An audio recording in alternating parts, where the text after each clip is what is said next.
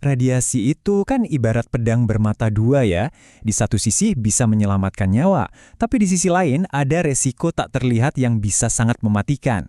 Nah, dalam pembahasan kali ini, kita akan menelusuri sebuah kisah yang luar biasa tentang bagaimana sih manusia belajar mengendalikan kekuatan ini, sebuah perjalanan yang melahirkan prinsip keselamatan yang kita semua kenal sekarang.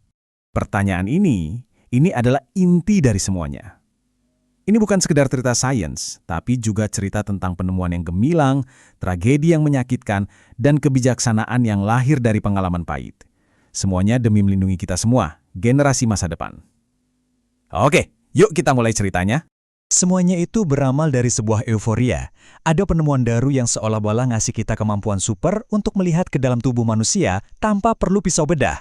Tapi, di balik keajaiban itu, tersembunyi sebuah bahaya yang waktu itu gak ada seorang pun yang menyangkanya.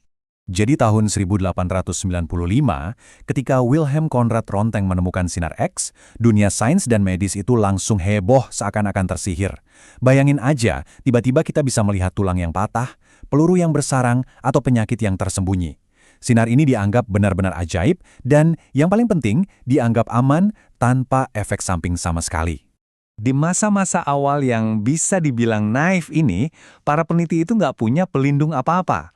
Mereka seringkali meletakkan tangan mereka sendiri di bawah pancaran sinar, cuma untuk ngecek, oh alatnya berfungsi nih. Kisah yang paling tragis mungkin datang dari Clarence Daly, asistennya Thomas Edison. Karena tangannya terpapar berulang kali, ia terkena kanker ganas, yang memaksanya menjalani amputasi kedua lengan sebelum akhirnya meninggal dunia. Nah, kutipan dari Thomas Edison ini jadi titik balik yang dramatis banget. Bayangin, seorang penemu jenius yang biasanya tak kenal takut, jadi begitu trauma setelah kematian asistennya, sampai-sampai dia menghentikan semua penelitian sinar X miliknya. Pesona sihir dari cahaya ajaib ini langsung berubah jadi ketakutan. Dunia akhirnya sadar kalau cahaya ini menuntut harga yang sangat-sangat mahal. Standar keselamatan pertama yang ada itu, sangat primitif. Para ilmuwan mengukur bahaya pakai dosis eritema. Intinya, seberapa banyak radiasi yang dibutuhkan sampai kulit jadi merah kayak terbakar matahari. Logikanya sederhana, tapi keliru besar. Kalau nggak ada kemerahan, berarti aman. Mereka belum tahu soal musuh yang tak terlihat, yaitu kerusakan jangka panjang seperti kanker yang bisa muncul bertahun-tahun kemudian tanpa ada jejak apapun di awal. Nah, dari abu tragedi inilah sebuah kesadaran baru mulai terbentuk. Komunitas ilmiah internasional akhirnya sadar mereka harus menciptakan pendekatan yang sama sekali baru untuk melindungi diri dari bahaya radiasi. Inilah dia perubahan paradigma yang mengubah segalanya. Model linear non-threshold atau disingkat LNT. Intinya apa? Gampangnya gini. Model ini bilang bahwa setiap paparan radiasi, sekecil apapun dosisnya, itu tetap membawa risiko. Tiba-tiba, konsep ambang batas aman itu lenyap. Risikonya mungkin kecil banget kalau dosisnya rendah, tapi nggak pernah nol. Ini memaksa kita semua untuk beralih dari sekedar menghindari bahaya, menjadi mengelola risiko. Tapi ide ini nggak lahir dalam semalam loh. Prosesnya itu puluhan tahun.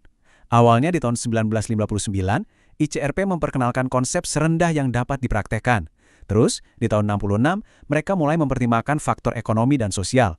Puncaknya itu di tahun 1977, ketika istilah yang kita kenal sekarang, as low as reasonably achievable atau ALARA, resmi diadopsi.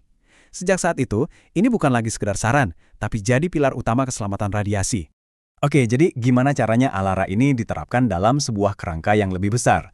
Nah, prinsip ini menjadi jantung dari sistem proteksi modern yang berdiri di atas 3 pilar fundamental. Pertama, ada justifikasi. Intinya, apakah tindakan ini beneran perlu? Apakah manfaat dari CT scan misalnya lebih besar daripada risikonya? Kedua, optimasi. Nah, inilah ALARA. Kalau sudah diputuskan perlu, gimana caranya kita melakukannya dengan dosis serendah mungkin yang masih masuk akal untuk mendapatkan hasil yang kita butuhkan? Dan yang ketiga, pembatasan dosis. Ini adalah batas legal yang nggak boleh dilampaui untuk pekerja dan masyarakat umum. Tapi yang paling penting diingat dari ALARA adalah kita nggak boleh puas hanya dengan berada di bawah batas. Kita harus selalu berusaha untuk jauh di bawahnya. Oke, kita udah bahas teorinya. Sekarang, gimana di dunia nyata? Bagaimana prinsip ini benar-benar diterapkan di rumah sakit dan fasilitas industri yang mungkin ada di sekitar kita setiap hari? Kalau di dunia medis, fokus utamanya adalah pasien. Gimana caranya ngasih dosis minimal, terutama ke anak-anak, tapi kualitas diagnosisnya tetap bagus? Ini semacam seni menyeimbangkan. Sementara itu, di industri, tantangannya beda lagi. Mengelola sumber radiasi yang kekuatannya bisa sangat tinggi. Di sini, kuncinya adalah 3 prinsip dasar. Kurangi waktu paparan, perbanyak jarak dari sumber, dan gunakan perisai yang efektif. Nah, sekarang kita sampai di satu poin yang kritis banget. Semua filosofi dan protokol hebat yang sudah kita bahas tadi bisa runtuh cuma karena satu hal yang sering diabaikan, kalibrasi peralatan.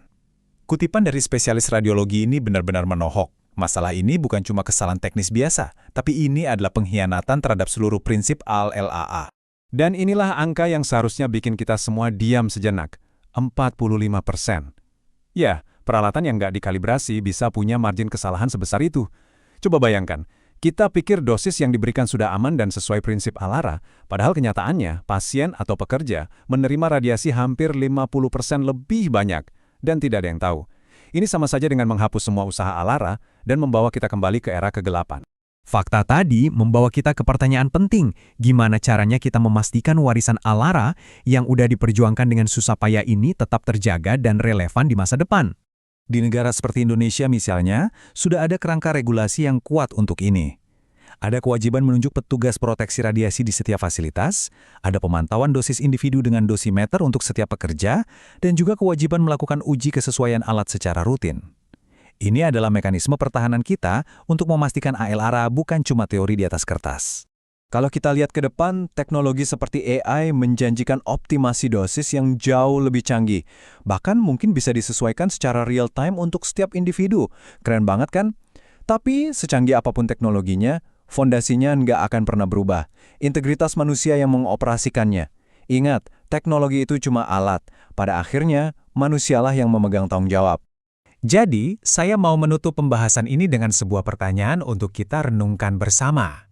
Kisah ALARA adalah perjalanan panjang dari ketidaktahuan menuju tanggung jawab. Nanti, saat teknologi AI makin pintar dan bisa mengoptimalkan segalanya, apakah komitmen kita pada etika dan keselamatan akan tetap jadi garis pertahanan terakhir? Sejarah telah mengajarkan kita satu hal, jawabannya mutlak harus iya.